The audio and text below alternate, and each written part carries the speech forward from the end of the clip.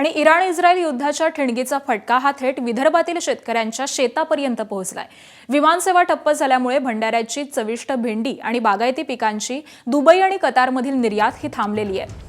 भंडाऱ्याच्या शेतकऱ्यांनी आणि व्यापाऱ्यांनी एक असा देशी जुगाड शोधलाय ज्यामुळे आता इथला माल हा थेट उत्तर भारत आणि कोलकात्यापर्यंत ताजा तवाजा पोहोचतोय।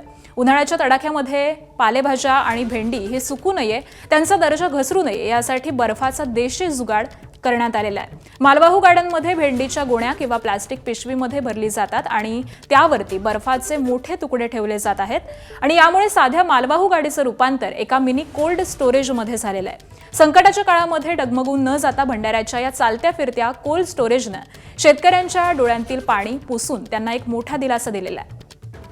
आणि याचा आढावा घेतलेला आहे आमचे प्रतिनिधी प्रशांत देसाई यांनी।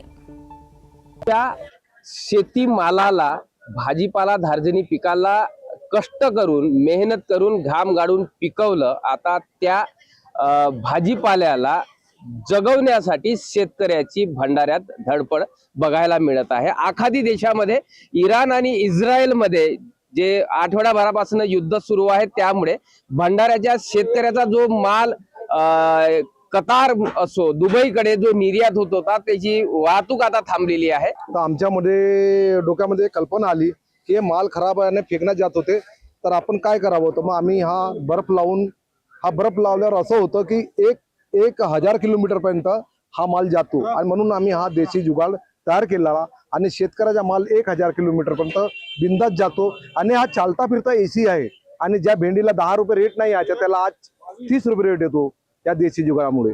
महत्वाचं म्हणजे बर्फामुळे माल थंड राहत आहे, त्यामुळे वाहतुकीला जो माल पूर्वी गरम होत होता आणि माल खराब होत होता, तर तो माल आता बर्फामुळे थंड राहत आहे। त्यामुळे आम्ही राज्याच्या बाहेर सुद्धा माल जात आहे। आमच्या भरपूरशा शेतकऱ्यांचा जो माल आहे, कारला आहे, भेंडी आहे किंवा लौकी आहे, त्यासारखे माल म्हणजे जे विदेशात जात होता तो माल आता इकडे कुठेतरी आपल्या देशात, बाहेर राज्यात बंडूभाऊ बारापात्रे पाठवत आहे।